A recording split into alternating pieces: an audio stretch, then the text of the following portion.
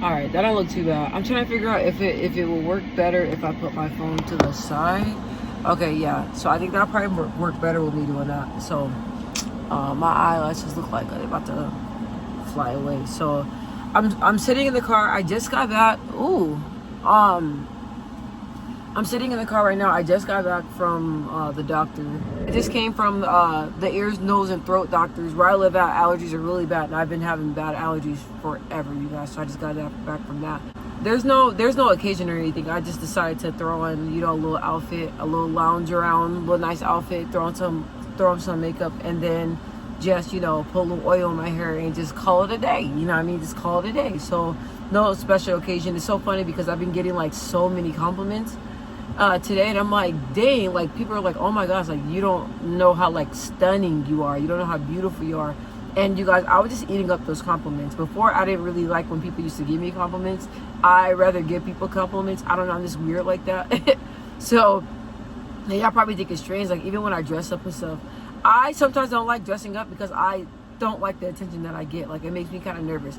I don't know if anybody else can relate to that, but like when people walk up and be like, oh my gosh. Even as a young girl, when I used to get compliments about different things, I was just very shy and very humble. So now I'm learning to like sit in compliments and really accept it and really just be thankful that somebody else notices, you know what I mean? Like your beauty and all the other stuff, cause and just like, just accept a compliment, because I never used to do that. But yeah, it's so funny that when I get compliments, you guys, like it's like how like it's I'm gonna say, because it may sound crazy to some people, but then it may resonate to some people. It's like people can give you like all the compliments in the world, but like if you're not feeling like that internally, so it's like I get all these compliments, but right now in my life I just haven't been feeling the part. It's just like a lot of moving pieces and a lot of different things that I'm dealing with, you guys, and things from my, trauma and navigating that, and just really trying to navigate and start a whole nother life. After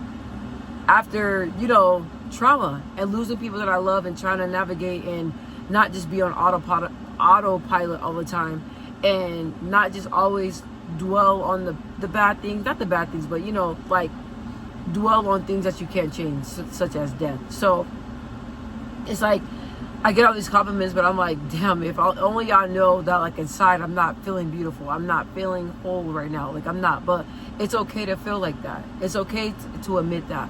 Before, I was so prideful and just so like I got it, like nobody needs to brainstorm and figure out what I'm thinking. Nobody needs to know how I'm feeling. But now it's like, it's okay to have days where you don't feel like that. But as long as you're showing up, as long as you are doing your part and doing all you can to change your mood around, that's the only thing that matters. And that's what I've been doing. No matter how I feel, you guys, I'm telling you, you guys will never see me walk around here showing my depression. If I have depression, I've been depression free for over 15 years. But if I'm sad, or if I'm having just like a really heavy day, you guys will not know. You guys will not know it, because I'm the type of person to where I don't let my mood dictate how I treat people. I don't let my mood dictate my entire day. I don't let my mood dictate or tell me how I'm going to act or how I'm going to be. I don't do that. So no matter what, I see the good, I act on the good, and I always show good no matter how I'm feeling inside. No matter if I'm breaking, no matter if I'm mad, no matter if I'm angry, no matter if I'm confused, no matter how I'm feeling, my mood always stays the same. So that's something that I take pride in, because it's hard to do that. Before it was like my emotions were all over the place and I wanted everybody to hear about it. But as I really got sound and connected with God, He helped me learn how to navigate in tough times, learn how to navigate in situations that I don't quite know how to show up in or how to handle.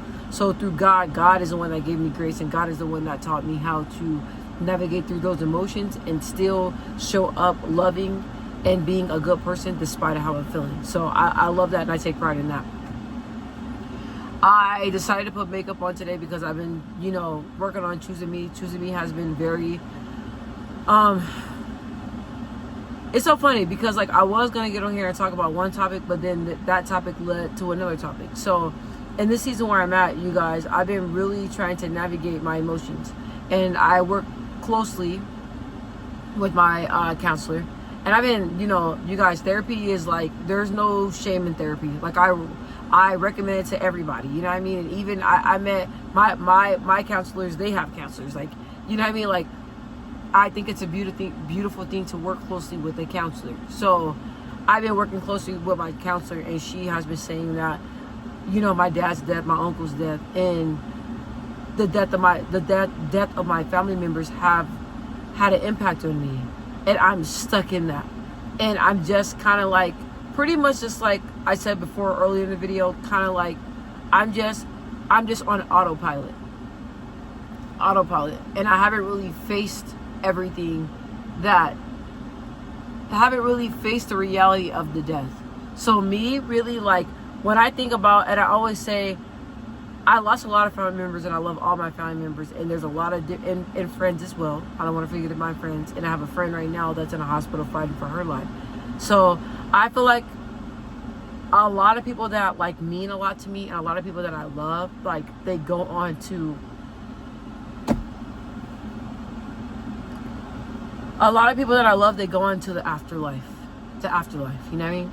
And the thing that I don't understand is, like, everybody that I love, or dear friends that I met, or people that mean a lot to me, they're only in my life for a season, for a period of time.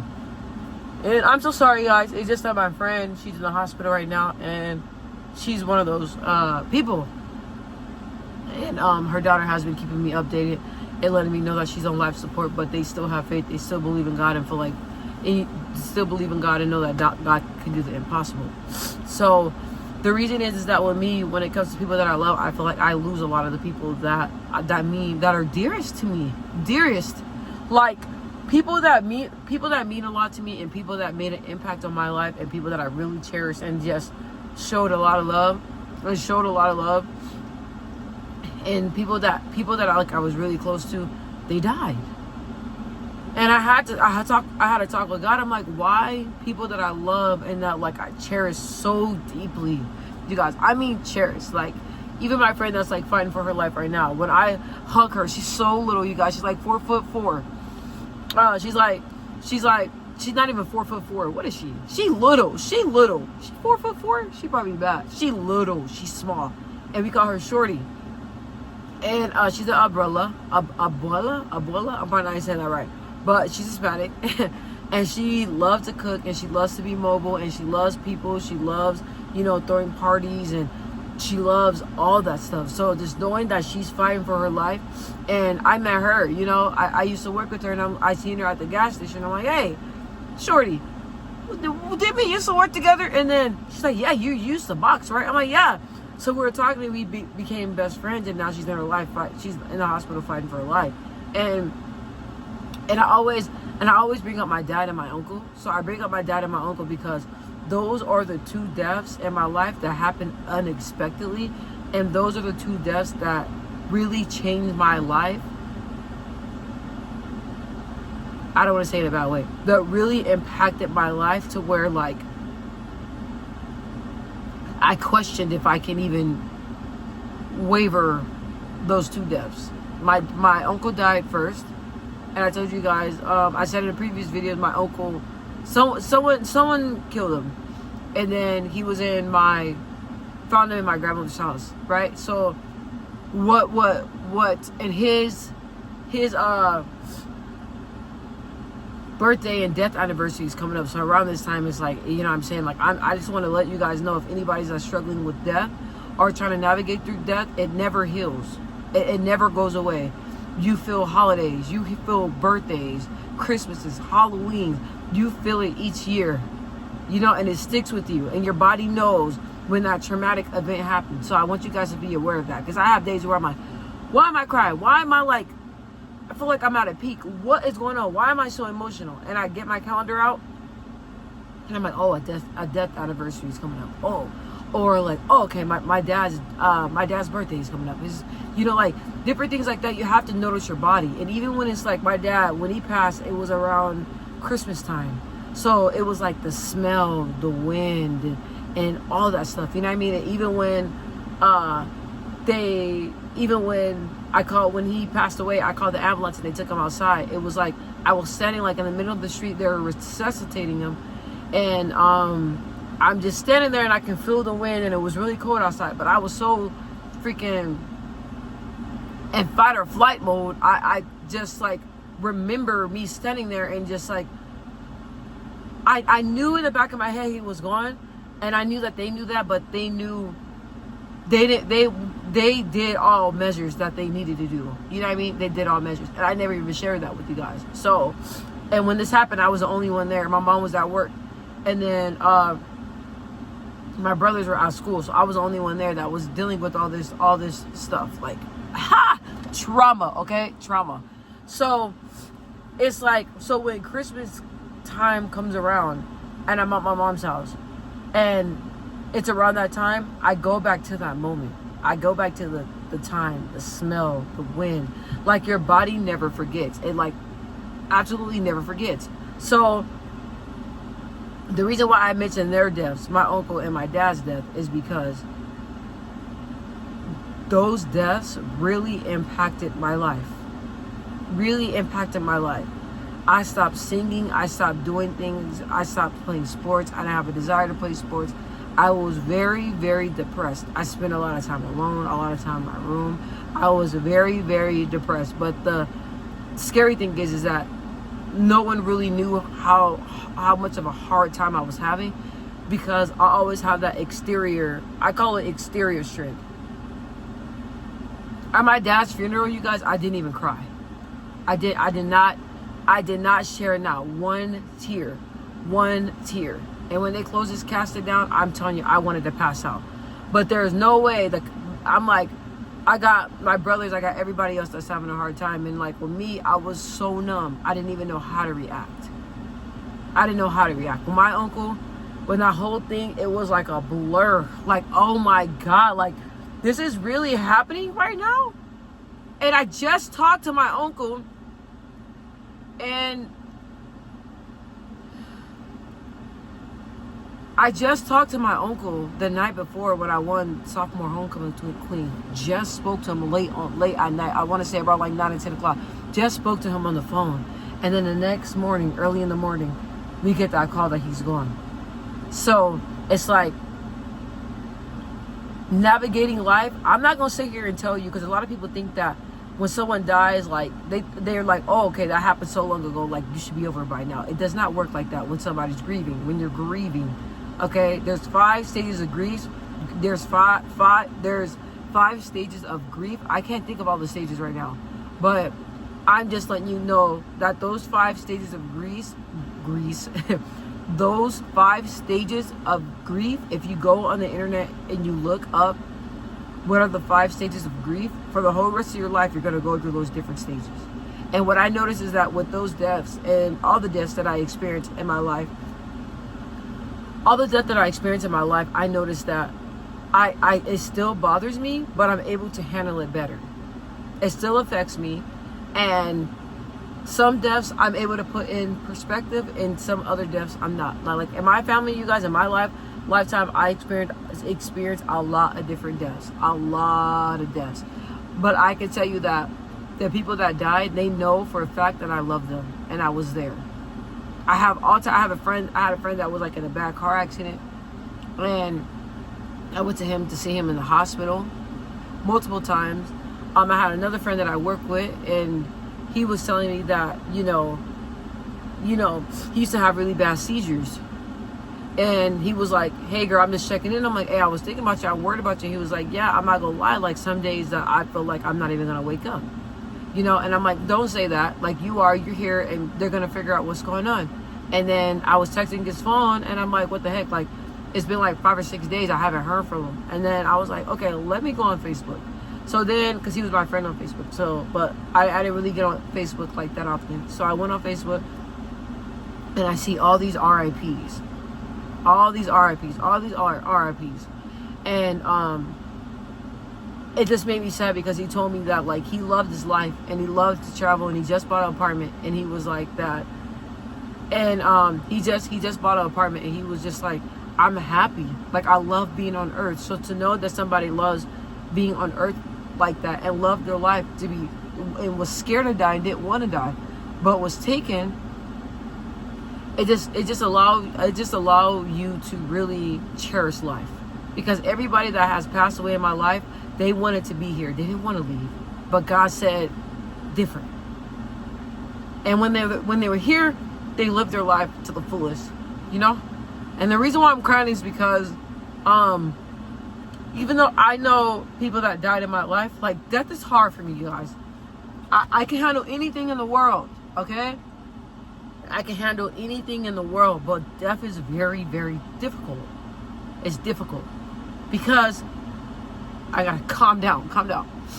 Death is very difficult for me, because it's like, no matter what, I know I can't pick up the phone. No matter what, I know I can't go to my grandma's house to see my uncle. No matter what, I know I can't have a conversation with my dad. You know? And then it's like, no matter what, I know I can't have a conversation with my dad, with my friend that I told you guys, his name was Michael. Michael, we were always planning stuff together, and we were working on planning a trip. I was like, hey, we gotta go on a trip together. And that trip won't ever happen. So me just trying to process those emotions and process things like that. And I don't think people talk about death enough. So that's why I want to come here and tell you guys that there is life after death. There is life after experiencing a loved one's death. You can find happiness again. You can live again. Those things that they love to do, you can still do. You know, my uncle used to love dancing, love music. I play music all the time, and I be busting out some dance moves. And I play his favorite songs from time to time. My dad loved going outdoors, trying new foods, trying things. So I do my best to go to different places and try different foods, because I know that's what he wanted to do. And he used to watch this show, you guys, back in the day, that's called Bizarre Foods, where the guy would travel all over the country and he will try all types of different crazy foods, like crickets and all types of stuff. And my dad, he loved it, and he always wanted to do that.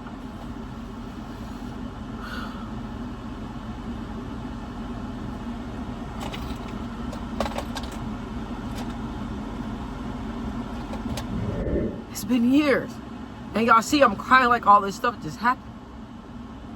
I'm crying like this stuff just happened. It's been years, but God is able. And I feel sorry, because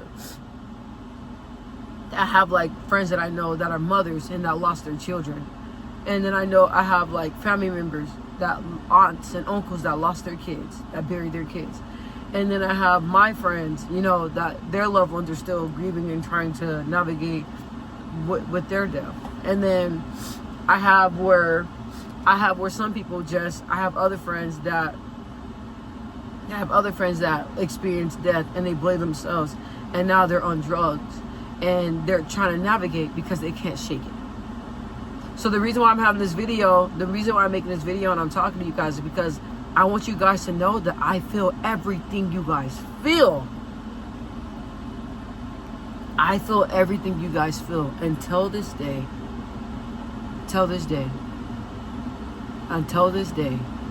For example, my uncle and my dad have been dead for over 15 years. And I still cry as if it happened yesterday. I still cry like it happened yesterday. And my mindset, it's like I'm still living in the past. And I was telling I was talking to my counselor, and my counselor was like, look, if you really want your life to go to the next level, you have to process and really sit and deal with the death of the people that you love. And I've been doing that. And God, it is hard. It's super, super hard. It's hard. And it's even hard for me to even get on this camera and even show you guys this, man, because a lot of people don't speak about death. And a lot of people get on drugs because it's so hard to process in your right mind, you guys.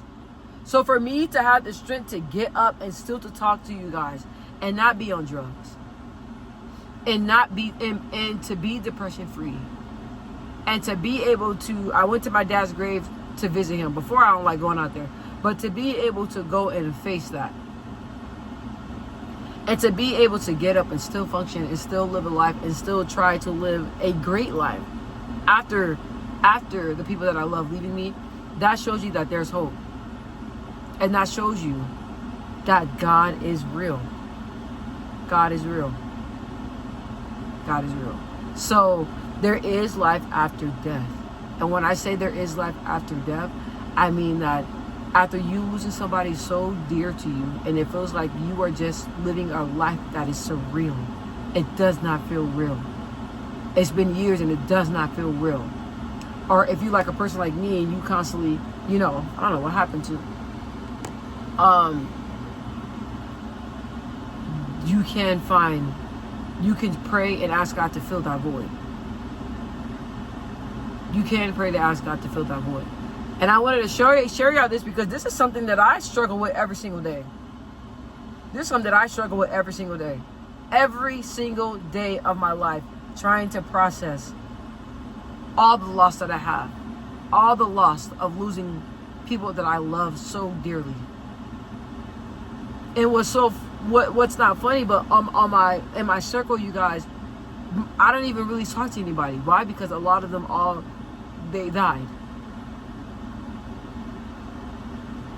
So I'm alive, I'm living, not depressed. And I just want you guys to know that even though it's so hard, like, I don't even have the words to tell somebody that's dealing with the death. I don't know how I can, I don't even think I can even find anything or do anything to heal your heart or heal the brokenness that you feel. The brokenness that you feel from losing that child. The brokenness that you feel from losing that sibling. The brokenness that you feel from losing that grandparent. The brokenness that you feel from losing parents. The brokenness from losing cousins. The brokenness from losing friends that you love dearly. Losing friends to drugs, to suicide, to homicides, all that stuff. But if I'm up and living and up here able to talk to you guys in my right mind, you guys can do it. If I'm able to witness my dad's death and witness my dad dying right before my eyes, I'm a witness to show you guys that God is real, man, and God can do it. And I'm here, crying and all. I'm here, crying and all. Some days are harder than others, but I'm here. I'm here. And I feel like that video was all over the place. But I was supposed to get on here talk about choosing myself. I was supposed to get on here talk about that. But God was like, no. Talk about death. Talk about your dad. Talk about your uncle. Talk about your friends. Talk about your family. Okay? So I love you guys so much. I'm praying for you guys. I'm sending hugs, moral support. But I want y'all to know that, like, y'all saw me on here crying. And I'm going to upload it too. My mom will be like, I can hear my mom now. Why you put that sad video up of you crying? Because I'm trying to heal. I want to heal and help. I want to heal and help. There's so many different videos of people being perfect and trying to portray this perfect life. There's no such thing. And if I'm able to put my what I go through and what I experience on display to help you, I'm going to do that. If God needs to use me to get to you, I'm going to allow him to do that. If God is speaking through me and allowing me to say words that resonates to you in your spirit and that can help you, I'm for it.